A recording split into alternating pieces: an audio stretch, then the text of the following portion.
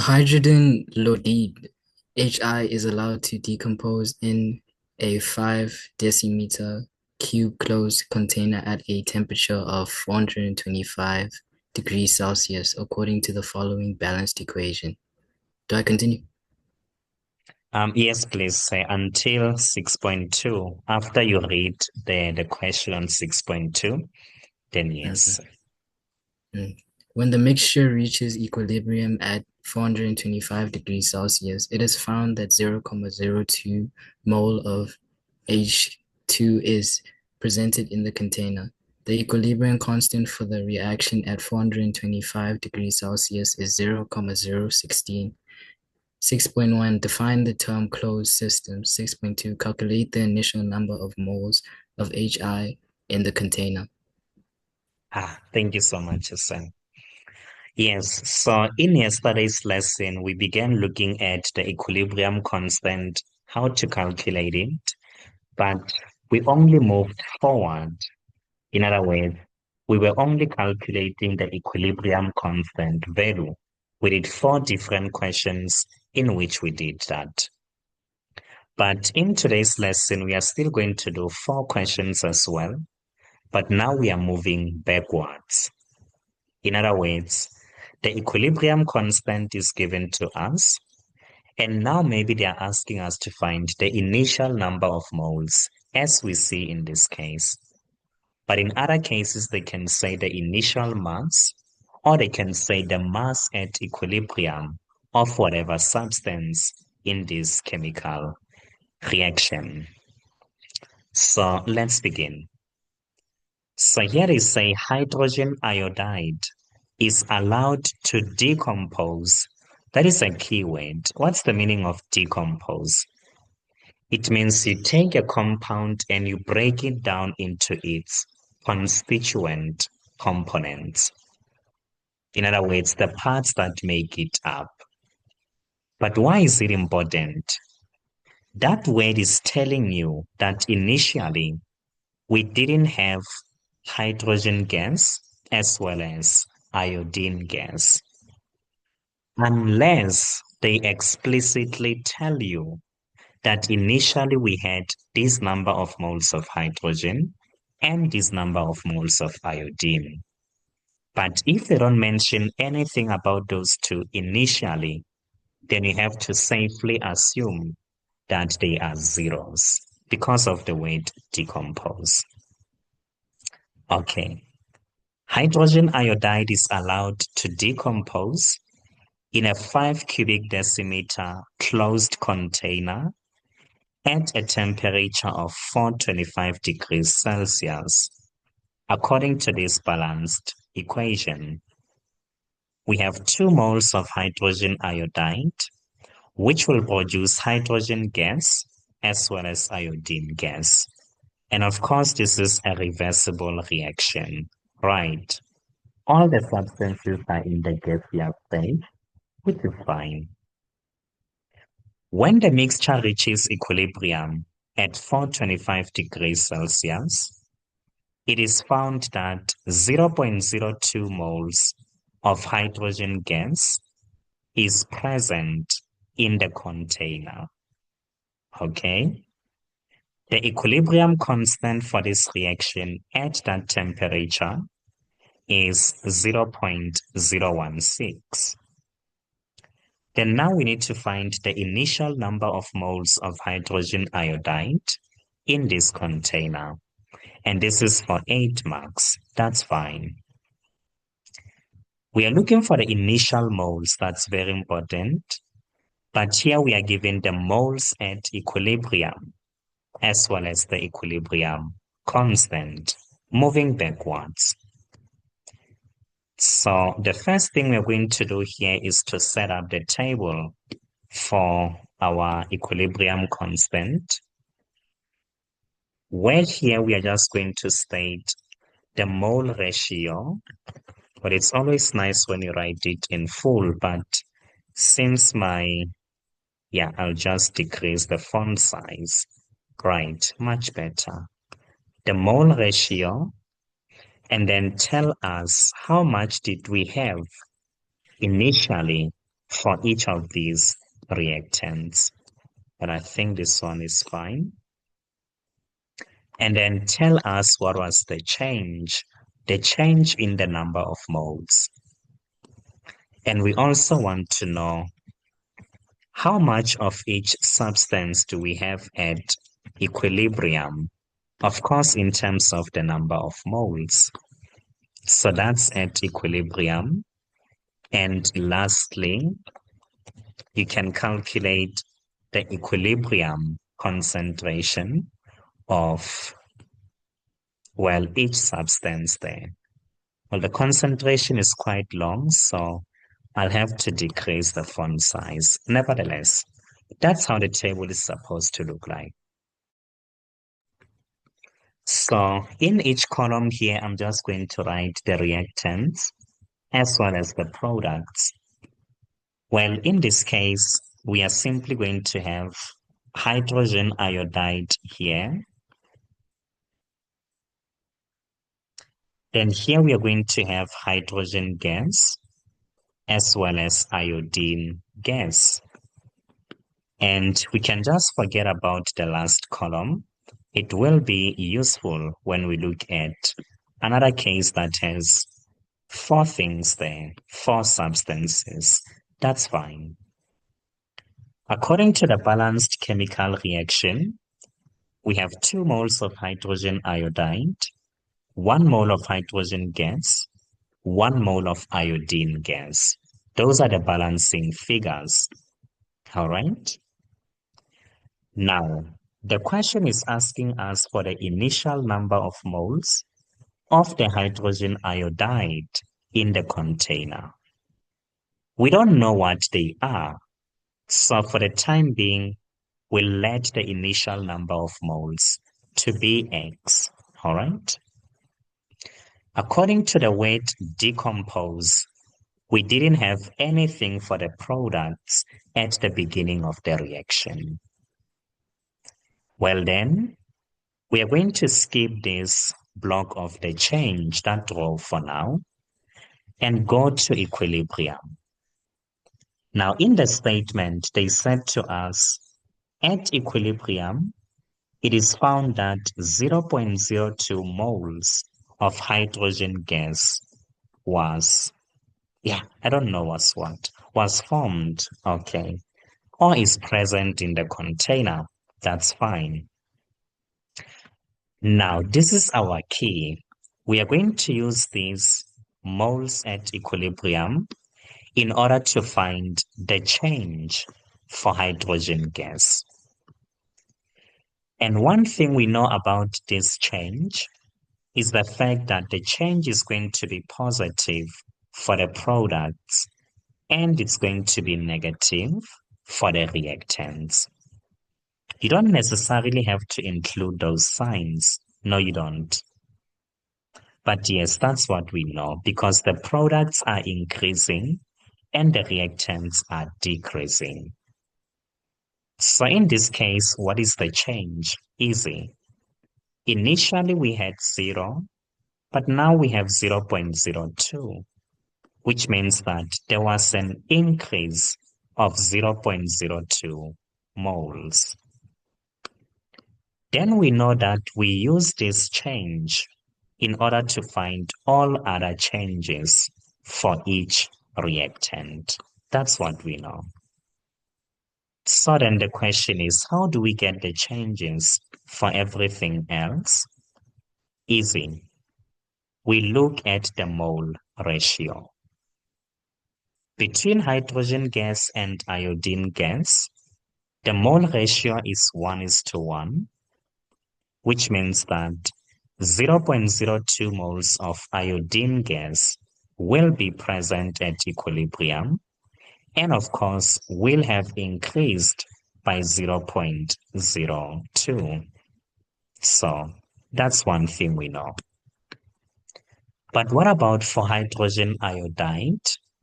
Well, the mole ratio is 2:1, which means the number of moles of hydrogen iodide are twice as much those of hydrogen gas. So then we take this value and we times it by 2. Then we get 0.04 moles. Well then, how many moles of hydrogen iodide are present at equilibrium? Well, that's easy. We just need to take the initial moles and subtract the change. The change is negative. So yes, the moles are decreasing.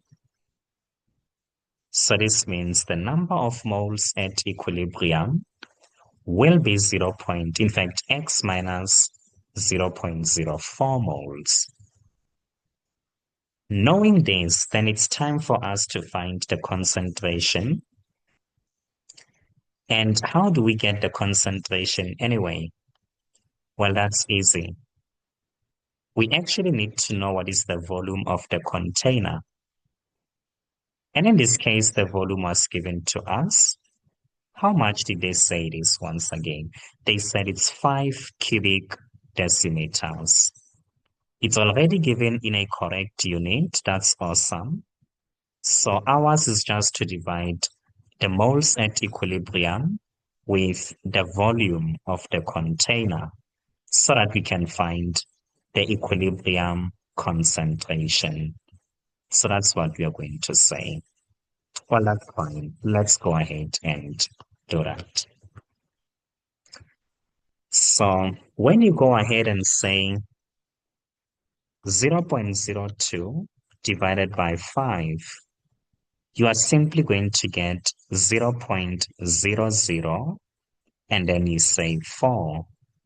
Your calculator will probably give it to you as 4 times 10 to the negative 3. But this means quite simply, the third digit after the comma will be 4, as you can see in this case.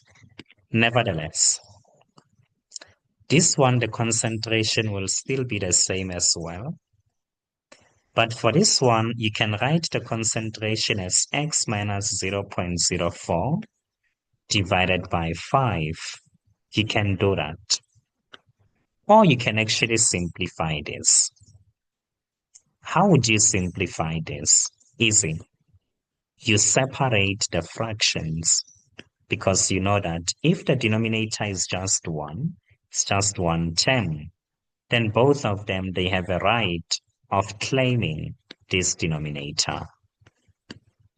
But now you know that x over 5 is the same as 1 over 5x, and 1 over 5 is actually 0.2. So you can choose to write this as 0.2x, and then you say minus what? When you go to your calculator and say 0.04 divided by 5, well, you simply get 0.008. So you can write that either like that or as x minus 0.04 divided by 5. You decide how you choose to write it. But I think it's much easier when you express it as a decimal. Okay, fine. So now we have everything. We have all the equilibrium concentrations. Then we can now set up the mass expression, or rather the mass action expression. I should have said that. So how is it going to look like? Easy. You say Kc, the equilibrium constant, will be the product of the concentrations of the products. And since the mole ratio is 1:1, then it means these products are actually raised to the power 1, those concentrations. Then you divide this by the concentration of the reactant. Well, we only have one reactant, which is hydrogen iodide. But since the mole ratio is 2, we must square this concentration. And please pay special attention to your balanced equation. Why? What I wanted to say is pay special attention to the phases, yes, the states of your substances, because sometimes they can give you a liquid, a pure liquid. And if you're not being too careful, you're going to include it in your mass action expression. You'll see an example that I'm talking about. Open your eyes. That's the most important thing. All right. Well, then I'm going to do the substitutions here. The equilibrium constant was given to us as, what is it anyway? It's given to us as 0.016. Then the concentration of hydrogen is equal to that of iodine. So I can choose to take it once and square it. It's the same thing anyway. X times X is X squared, yes? Now, what about in our denominator? What is the concentration of hydrogen iodide? Easy. It's 0.2x minus 0.008. But of course, it has to be squared. All right. Then now it's time for us to make this denominator to become the subject of the formula. Well, we know that if you want to make the denominator to become the subject, so let's say you want to make the current to become the subject, you just take the current and make it the subject, and take what is the subject and make it the denominator. But in this case, since I can see a square, I want you to see how I'm going to write this. Well, you'll have to be a pro at making things the subject of the formula before you can do this. Because at the end of the day, in physical sciences, we don't really care about the steps in finding your answer. We just want a formula, substitution, and answer. So if you're able to minimize the number of steps, then please do so. But of course, make sure that whatever it is you do doesn't lead you to making mistakes. It's better safe than sorry, they say. Well, I'm also saying the same thing. So what am I saying here? I'm saying I'm going to make X the subject right away. But how do I make X the subject? I begin by taking the green thing and making it the subject. In other words, by taking what was already the subject and dividing it by, okay, I'm lying. By taking the numerator and dividing it by what was already the subject, that's what I'm going to say. But since I have a square root there, I'm going to take, or rather I have a square, sorry. Since I have the square, then I'm going to take the square root. And since I have minus that, then I'm going to add this on this side. But then since I have a 0.2 there, it means I need to divide both sides by 0.2. So that's what I'm going to do. Dividing by 0.2 is the same as multiplying by 1 over 0.2. I don't really recommend this unless if you are perfectly comfortable with making things the subject of the formula. In any case, if I was writing here, I wouldn't show this step. I was just going to do it into my calculator and give the final answer. So do it step by step. If it's confusing you, only do it when you're 200% confident. And even so, double check. You can never be too careful. So let's go. We have 1 over 0.2. And we multiply this by, I'm opening a bracket. We have 0.004 squared 0.016. Then I'm going to add this outside of the square root now to 0.008. And when I do to 2 decimal places, or rather to 3, it's going to be 0.198.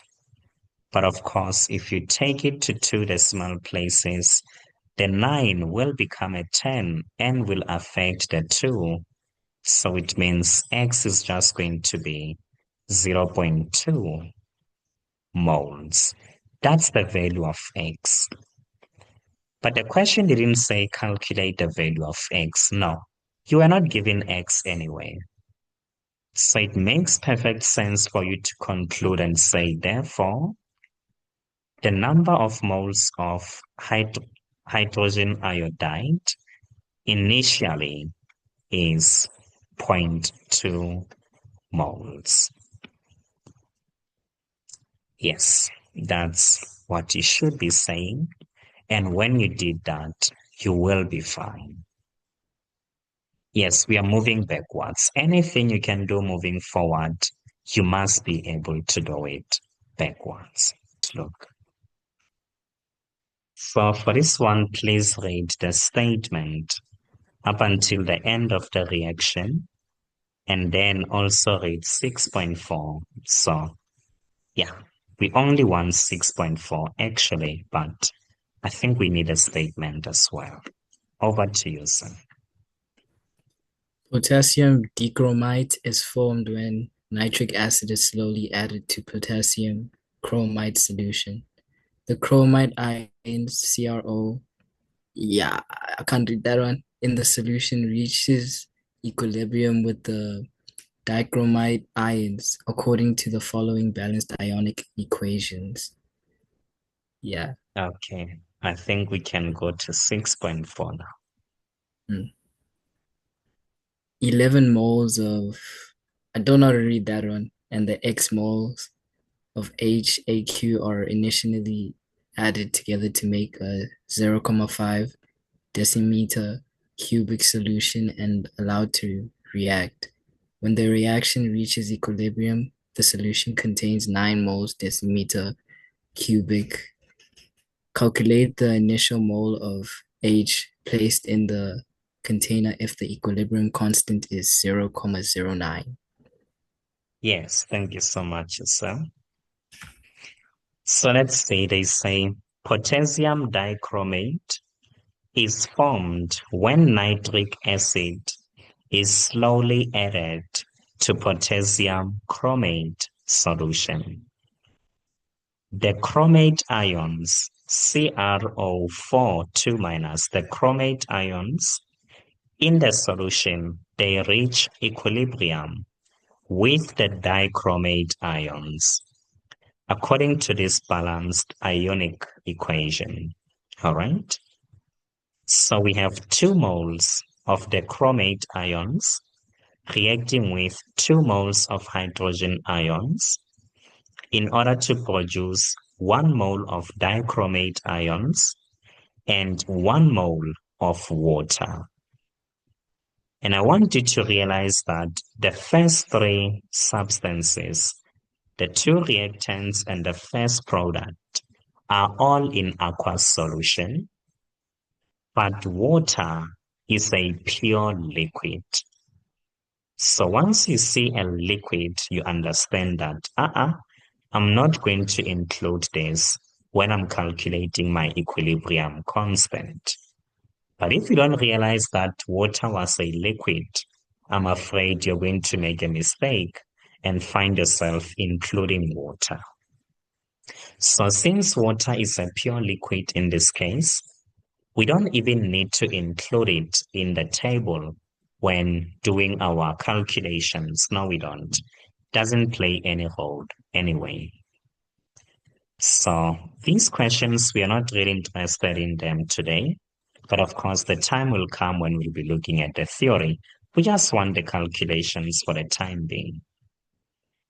So this is what they say. They say 11 moles of the chromate ions and X moles of hydrogen ions are initially added together to make a 0.5 cubic decimeter solution and allowed to react. When the reaction reaches equilibrium, the solution contains 9 mole per cubic decimeter. That's the concentration of the dichromate ions.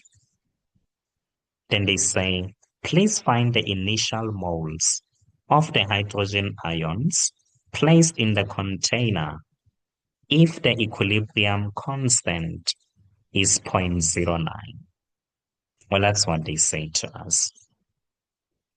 Now, in this case, I want you to realize that for a substance at equilibrium, we are given the concentration.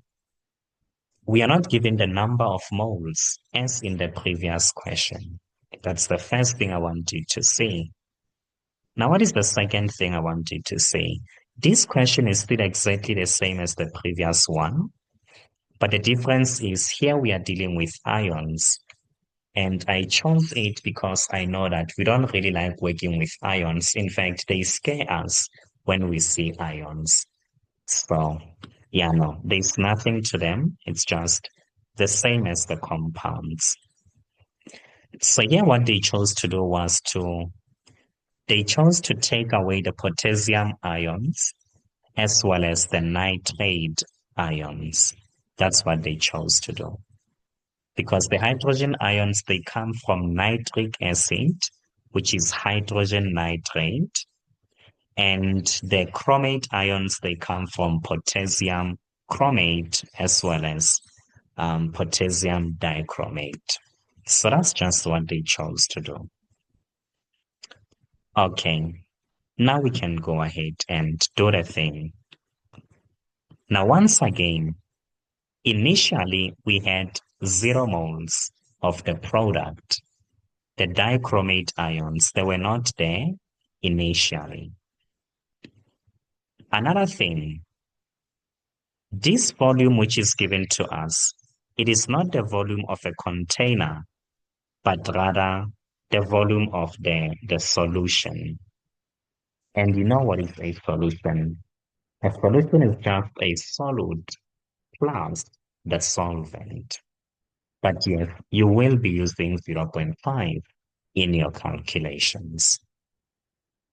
Now, I've said enough. Let's go ahead and do the thing. So once again, the 4th column is going to be obsolete. So this is how I show that we are not going to use it. I thought we will, but then I realized that water is a pure liquid, right?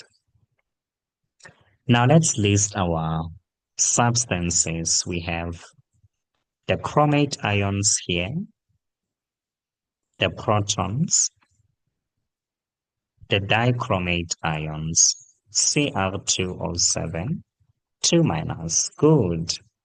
What is the mole ratio? According to the balanced equation, these ones are 2:2:1. That's what we know. All right. Now, initially, we had 11 moles of the chromate ions. So these are the number of moles initially. But we don't have the initial moles of the protons. So we let them to be X. We didn't have a product when the reaction began. So the moles of the dichromate ions will be 0. All right. But now at equilibrium, we are given the concentration of the dichromate ions, the product. So please show this calculation aside. Show that you had to go and find the concentration of the dichromate ions. And since a scientist is very specific, then you'll say the concentration is the number of moles divided by the volume. That's what I mean when I say A scientist is very specific. Okay, fine. You know the concentration, it's given to us as 9, but we are looking for the moles because the table here is filled in terms of the moles. Now, what about the volume? It's the volume of the solution. Then you find that the number of moles of the ions will be 4.5 moles. Yes, that is what we get, which is fine. So now we can come and say at equilibrium, we have 4.5 moles for the product. All right? Yes, that's what we can say. Then what? We are going to use these moles at equilibrium in order to get the change in the number of moles for the product. And we know that the change is positive because the number of moles of the products are increasing. They increased from 0 to 4.5, and the change is 4.5 moles. Then we use this change, we now relate this change to the other reactants as well. And we see that the ratio is 2:1. So this means the change here will be by 9 moles. But of course, we know that in these two cases, the change is going to be negative. Well, that's what we can see. All right. Now that we know the change is negative, remember you don't need to show the sign. Then how many moles of the chromate ions do we have at equilibrium? Easy. We say initial minus change, and we find that 2 moles will be present at equilibrium. What about for the protons? Easy. Initial minus the change. So then X minus 9 moles will be present at equilibrium. Well, I don't think I should discriminate. Discrimination is a terribly serious offense. So I should give this one pink as well so that it can sleep well at night. Okay. Then now it's time to find the concentration. We know the volume is 0.5. So 2 divided by 0.5, that is a solid 4. Well, this one was already given to us. 4.5 divided by 0.5, that is a 9. And even this one, you can still say x minus 9 divided by 0.5. But from the previous question that we looked at, we realized that you can actually separate these two up and say something like this. And you know that the coefficient of 1 there is, or rather coefficient of x is 1. So you actually have 1 divided by half, which is going to be a 2. And 9 divided by half is 18. So that's how it works. Yes, it's the same as 1 over 0.5. And just press it into your calculator, you'll be fine. Okay. So now we know the equilibrium concentrations. Well, it's now easy. We can just go ahead and state our formula for the mass action expression. And this is how it will look like. We'll say our equilibrium constant is just going to be the concentration of the dichromate ions. And this is just divided by the product of the concentrations of these two ions. Well, you know how to write it, so I'll entrust you to write it. But of course, remember to square both of them because of the balancing figures there. So then I'm just going to get straight to the point here. They gave us the equilibrium constant and they said the value here is 0.09. Yes. And the concentration of the product is 9 mole per cubic decimeter. It's not squared, no, it's just raised to the power 1. And everything is divided by what? Easy. We divide this by the product of those two concentrations, where the first concentration is 4, but it has to be squared. And the second concentration is 2x minus 18. And once again, it must be squared. Now, in this case, I'm not going to make this entire thing to become the subject of the formula. No.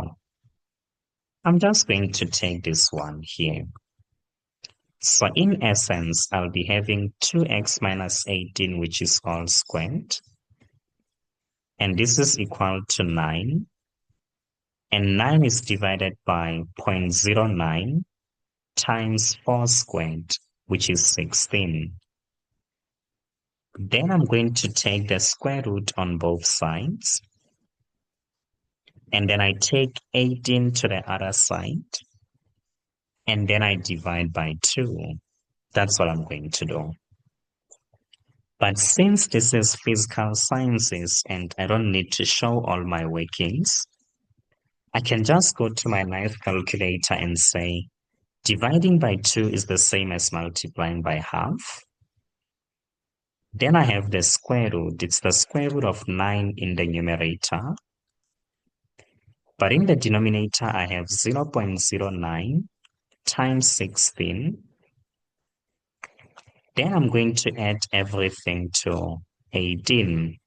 Well, of course, the 18 is still inside of the bracket, just outside of the square root.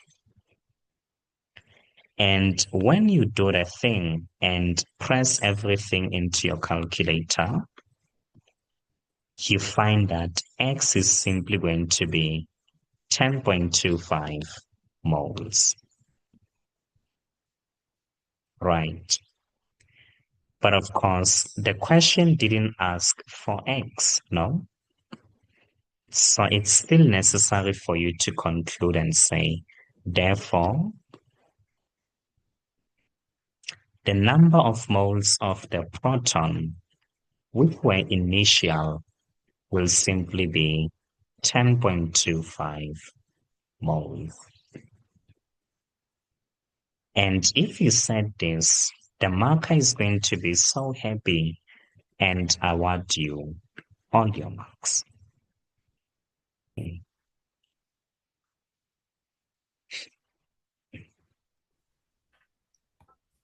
Carbon monoxide gas CO2G reacts with the water vapor H2OG at T degrees Celsius. The reaction reaches the chemical equilibrium according to the balanced equation CO2 gas plus H2OG CO2G plus H2G.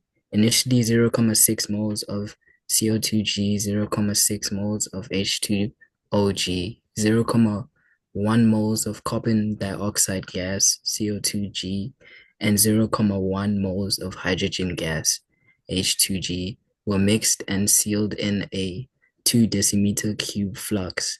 If the equilibrium constant Kc for the reaction at T degrees Celsius is 4, calculate the mass of CO2G present in the flux at equilibrium. Right. Thank you so much, sir. Okay, so here is a carbon monoxide gas reacts with water vapor at T degrees Celsius. The reaction reaches chemical equilibrium according to this balanced equation. So we have 1 mole of carbon monoxide gas reacting with 1 mole of water vapor, which is a gas, And this is going to produce for us carbon dioxide gas, 1 mole of it, and 1 mole of hydrogen gas. Everything is a gas, so we call this a homogeneous equilibrium. In other words, all the substances are in the same phase. That's homogeneous. Okay, you don't need to know that, but of course you need to know that. Just in case, you never know. Okay, everything is in a 1:1 ratio. Well, that's fine. Now, initially, 0.6 moles of carbon monoxide, 0.6 moles of water, 0.1 moles of carbon dioxide gas, and 0.1 moles of hydrogen gas were mixed and sealed in a 2 cubic decimeter flask. Do you see what's happening in this case? So in this case, the initial moles of the products are not 0. It means the reaction starts with a certain number of moles for the products. That's fine. So you're not going to say it's 0 in this case because it's clearly stated that it's not 0. Then they say, if the equilibrium constant for this reaction at that temperature is 4, calculate the mass of carbon monoxide gas, which is present at equilibrium. Okay. In order for you to find the mass present at equilibrium, you need to know the moles that are present at equilibrium. And the moles, you can get them from the table. Right.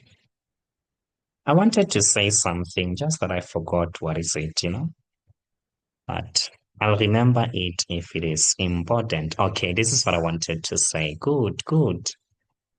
So in this case, we can see that the products already have a certain number of moles initially.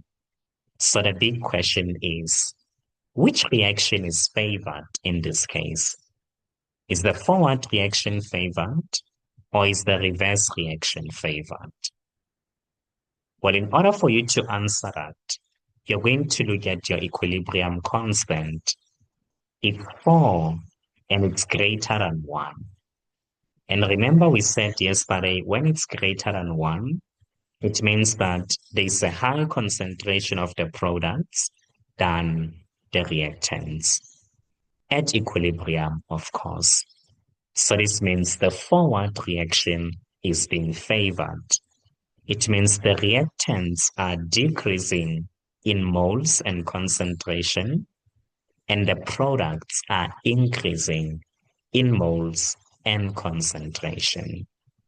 It's a very important question to answer because you need to know when you are given both information about reactants and products, you need to know which direction is this reaction going.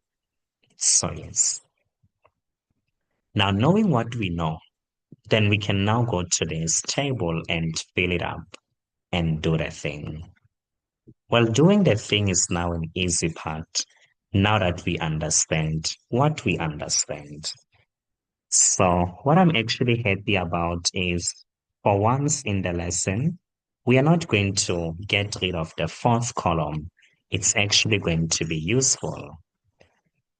Now let's go.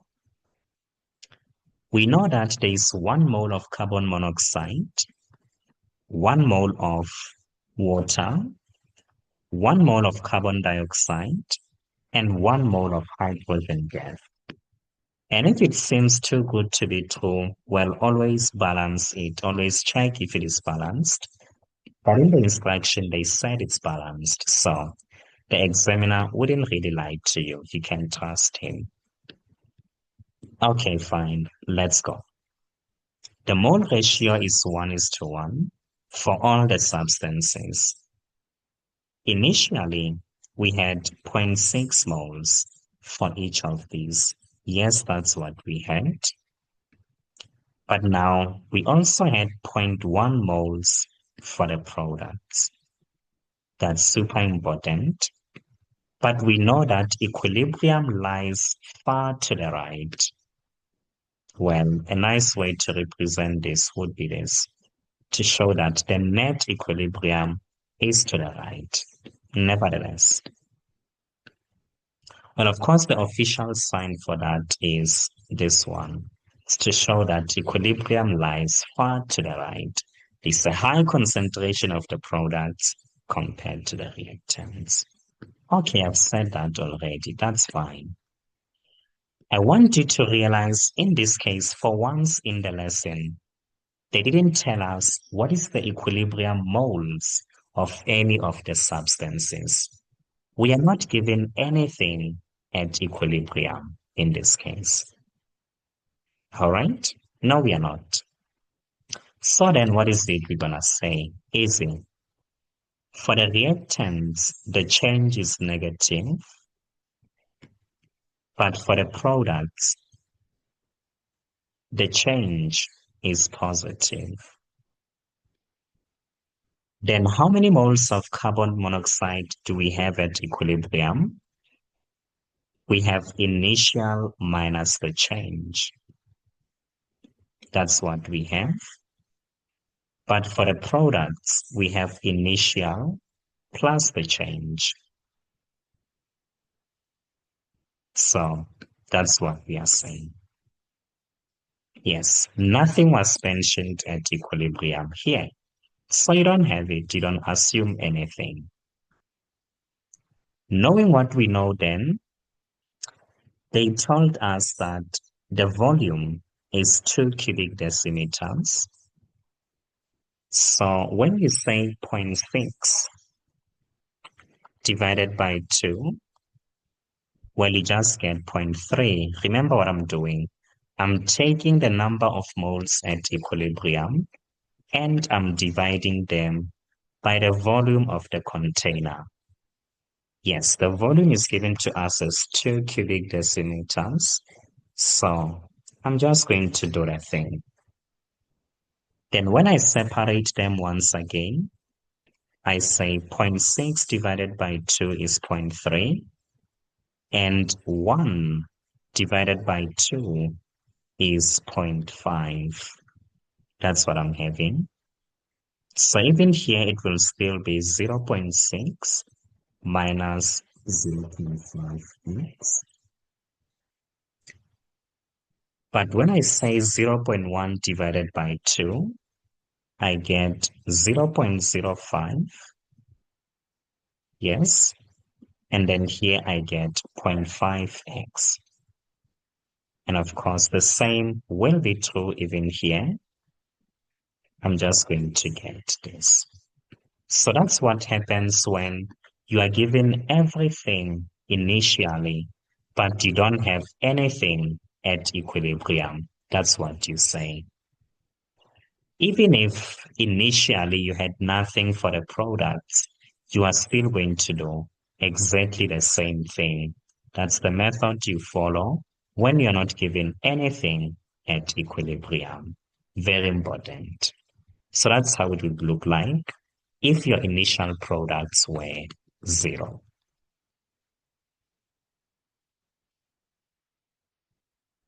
Right. Now we can go ahead and set up the mass action expression. So how is it going to look like? Easy. Our equilibrium constant is going to be the product of the concentrations of the products. Well, you'll just do the thing and fill them in there, divided by the product of the concentrations of the reactants. You'll also do the thing. Well, I trust you. But I'm just going to go ahead to the numbers. Remember, you have to write your equilibrium constant expression. It's a formula. There is a mark for formula. You know that in science, of course. Okay. Now, how much is the equilibrium constant? It was given to us as 4. The concentration of the products is exactly the same. So I'm just going to take it once, all right? and I square it.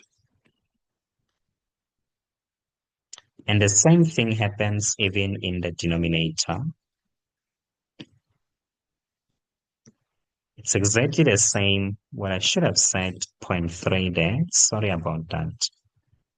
But old men make mistakes. I'm glad you understand that. Okay, so now we go to our denominator. We have 0.3 minus 0.5x, and we also square this. Well, in this case, it won't be straightforward finding the value of x, no? We'll have to begin by cross multiplying. Yeah, no, I think it's an equation we can solve on the next slide. So let's go. We have 4 here, and here we have 0.05 minus 0.5x, which is all squared. Okay. Oh, I thought I was seeing some sort of a similarity here, but I'm not. I thought maybe I could factorize here. No, I can't. Okay. Then, of course, it has to be squared. And we go to the denominator. It's 0.3. It's still subtracting 0.5 of x. And of course, it's squared. Yes. Well, here we need to do mathematics. That's fine, though. It's not a problem. So, numerator times denominator. Numerator times denominator. Then what do we say? Easy. On the left-hand side, you can choose to have 4 multiplied by 0.3 minus 0.5 squared. But it works best if we just go ahead and expand this using the FOIL method. So it means you have to repeat this bracket 2 times and FOIL. That's how it works, right? So this one times that, this one times that, and of course, this one times this, and this one times that. Right. So when you say 0.3 squared,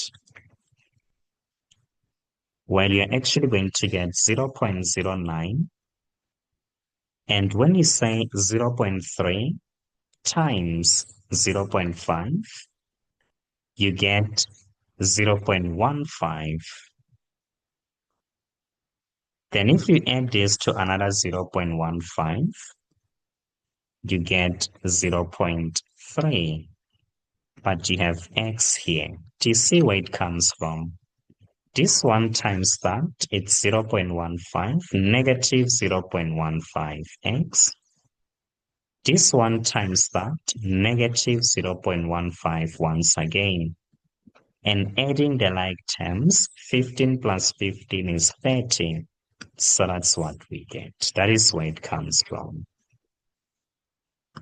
Then lastly, we take 0.5 and we square it. And we get 0.25 x squared. And this is equal to what? Well, on the right-hand side, you just have this one, which is all squared. Well, you'll have to do the FOIL method once again, but I'm not going to repeat the bracket twice. I'm just going to do it into my head and assume that you can FOIL. So 0.05 squared, well, you simply get 0.0025. Then you say minus 0.05 times 0.5 and also 0.5 times 0.05 and add those two together you simply get 0.05x, which is negative. And lastly, you say 0.5 squared, you just get 0.25x squared. Then now we need to distribute the 4. Does it mean I have to write another step in which the only change was distributing 4? No. I'm just going to say 4 times 0.09. Then here I get 0.36. Then I come back and say 4 times 0.3. Then I simply get 1.2. Then lastly, 4 times 0.25.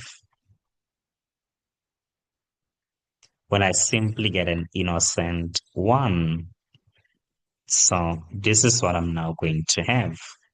The 4 is gone, and so I'm happy like that. Then now it's time to collect the like terms. Let's take everything to the left-hand side, shall we? So with regards to the x squareds, we have 1x squared minus 0.25x squared. And 1 minus 0.25, we get 0.75x squared. Then we come to the x's. We say negative 1.2 plus 0.05. That's negative 1.15x. All right. Then we come for the constants. We have 0.36 on the left. And then we say minus 0.0025. And we get 0.3575. And of course, this is set equal to 0. Then I'm just going to use the quadratic formula. So I have negative. B is negative 1.15.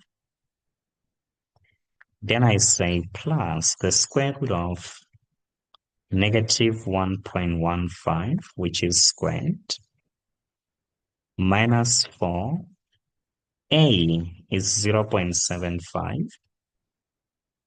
And C is 0.3575. And of course, this is divided by 2A. Then here I find that x will be 1.11. But there has to be another x as well. Hopefully it's negative. Oh, the other x is not negative. It's actually 0.43. And the 3 is recurring. Yes, I did correct substitutions. Of course I did. So let's see. 3575 for C. Yes, no, everything is done as it should have been done. So it means now it's time for us to be practical and go to the situation that we are given and see which one is actually blown out of proportion. So let's see. Initially, we had 0.6 moles, and X is actually the change. So is it possible for something that was 0.6 to decrease by 1.1 moles? No, it's not possible. So the 1.1 moles is way greater than the initial moles that we had, which means quite simply, it's not possible. Yes, it's not possible. So no, we are not going to have two solutions. This one, you'll have to blot it out. There's only one solution. Yes, usually the other one will be negative, but in this case, both of them were positive. So you had to be practical and take that x and relate it to what you have in the table. And when you see that x, which is the change, is suddenly greater than what you had initially, that is a red flag. Okay. Now we know x, but what is the question looking for? The question said, calculate the mass of carbon monoxide present at equilibrium. That's fine. We can now easily do that. How? Well, that's because we know that the number of moles of carbon dioxide at equilibrium, carbon monoxide sorry, will be 0.6 minus x. Well, here my x is now rounded off, but it shouldn't be because I'm still going to use it in a calculation. So I'll just say 4,3 recurring. No, let me not be lazy. Right. You can put as many threes as necessary. But how many there's 1, 2, 3, 4, 5, 6, 7, 8, 9. There's actually 9 in the calculator. Yeah, you can put all of them. It doesn't take a minute to do so. So it wouldn't really steal much of your time. And now you know X. You can now go ahead and say, well, I'm looking for the mass. So let me find the number of moles first. You don't need to specify at equilibrium, no. Just say the number of moles is the initial 1.6 minus the X.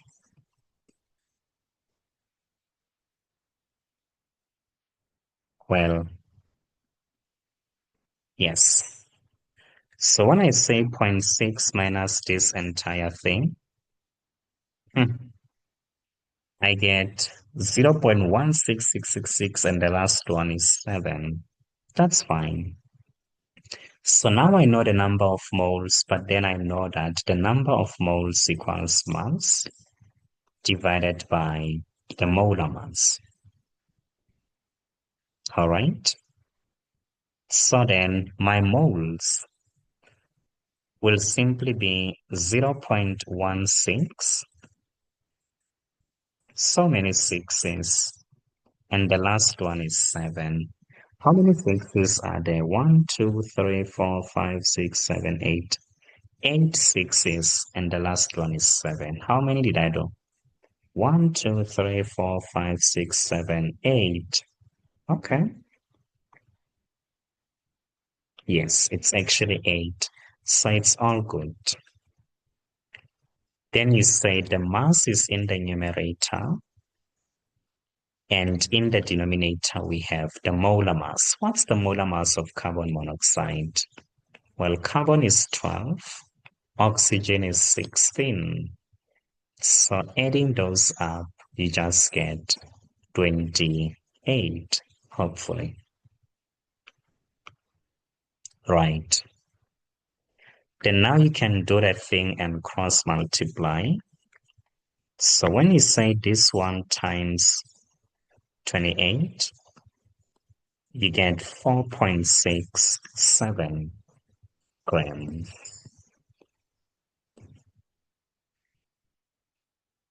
Over and out. Okay, I actually realized there's a mistake here. What is the mistake? So when I took this to the other side, to the next slide, I made a very big mistake here of losing the sign. I'm really sorry about that. So yes, the sign should have been positive even here, but for reasons known to myself, I chose to make it a negative sign. So what difference is it going to make? Well, the first one is still going to be the same, so it will still be the same, just that this one will have to be positive as well, because 0.05 times 0.5 and then timesing this by 2. Yes, you still get 0.05, and if you times it by 4, well, you now get 0.2. Where did I get this 1.2 anyway? That's a good question. Where did I get the 1.2? Okay. No, let's see. Now those two are still fine. They are still perfectly fine. Okay. No, I now see it. I see it. So, yes, it's 4 times the 0.3. Not 0.3, 0.09. Okay. Then we get the 0.36. Now this one is still good. It's still fine. It's not affected. So the one that's corrupted is the one that is on the right-hand side. Yes. So the square of this one is still 0.0025. It's not affected, that one. But the second one is going to be affected. The sign should have been positive here. Yes. But the product is still going to be the same. 0.05 times 0.5. Yes. And then if we times this by 2 because we collect the like terms. No, it's still going to be the same, just that the sign here is going to be positive. Okay. And then the last one is also going to be positive. Now that one is not going to be affected. No, not by any means. Okay, which means the like terms are also going to be compromised. But how are they compromised? 1x squared minus 0.25 is still the same. Okay. But now it should be negative 1.2 for the x's minus 0.05. Yes, that's the one that's going to change. So the answer should be negative 1.25x.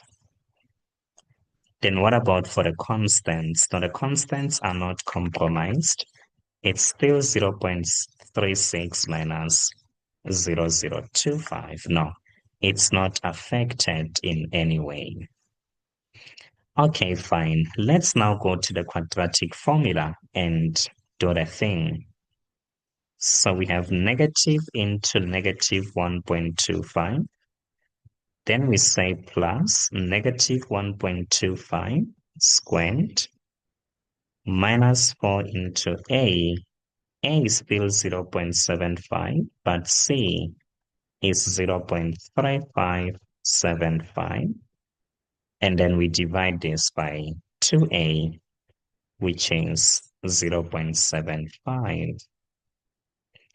So then our first x should have been 1.3, which of course is still impractical. It doesn't make sense when we go back to the table, because initially we had 0.6.